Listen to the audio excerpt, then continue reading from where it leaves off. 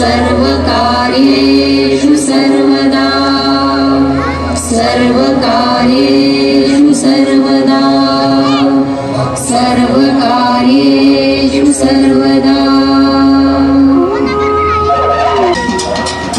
स्वागतम सुपरीला अनुसरून मंडळ यंदाच्या वर्षी आपल्या समोर सादर करीत आहे देखावा रक्तबीजाचा वध।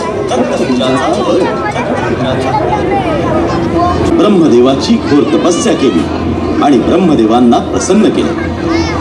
ब्रह्मदेवांना त्यानं मला मरण येता कामा नये असा अशक्यप्राय वर मागितला, पण ब्रह्मदेवांनी त्याला सांगितलं मरण कुणालाच चुकलं नाही। अमरत्व प्राप्त होणं ब्रह्मदेवा मला मरण येणारच असेल तर ते एका स्त्रीकडून मरण येईल। ब्रह्मदेवांनी तथास्तु म्हणून त्याला वर दिला। असा वर प्राप्त झाल्यावर रक्तबीजाचा अहंकार वाढला। त्यानं पृथ्वी तलावरील सामान्य माणसांनाच नव्हे तर स्वर्गलोकीच्या देवदेवतांनाही आपल्या दुष्ट कृत्यापासून सोडलं नाही। सर्वत्र हाहाकार माजला। देवगण आणि मनुष्यगण भयभीत झाले। अखेर सर्व देवांनी भगवान शंकराकडे प्रार्थना केली आणि रक्तबीजाच्या चाचातून सोडवण्याची विनंती केली। भगवान शंकरांनी माता पार्वतीला चंडिकेचं रूप धारण करून रक्तबीजाचा संहार करण्याची विनंती केली, पण उन्मत्त रक्तबीजानं चंडिकेलाच आव्हान दिलं।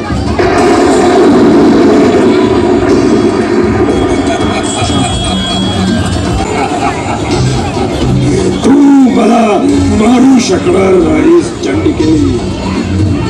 माझ्या रक्ताचा थेंब जमिनीवर पडला की त्या प्रत्येक थेंबापासून पुन्हा अनेक रक्तबीज तयार होतील। अमर आहे मी, अमर आहे चंडिके, अमर आहे मी।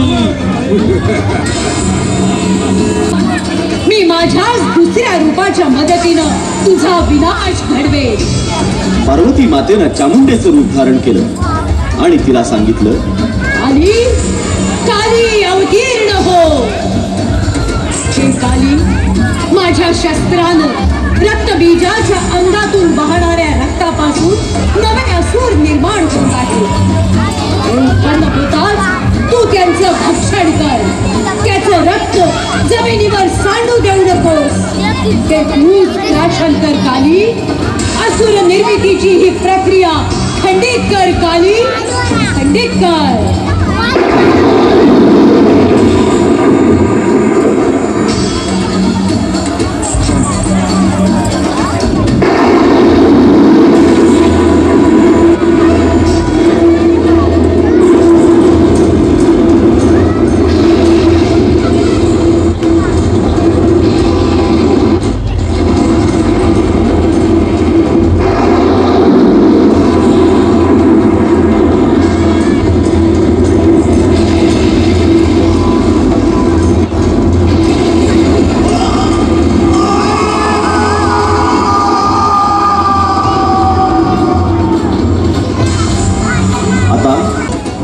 आणि त्याचं रक्त जमिनीवर न सांडता एका पात्रात साठवलं। नंतर ते रक्तदेवीनं प्राशन केलं।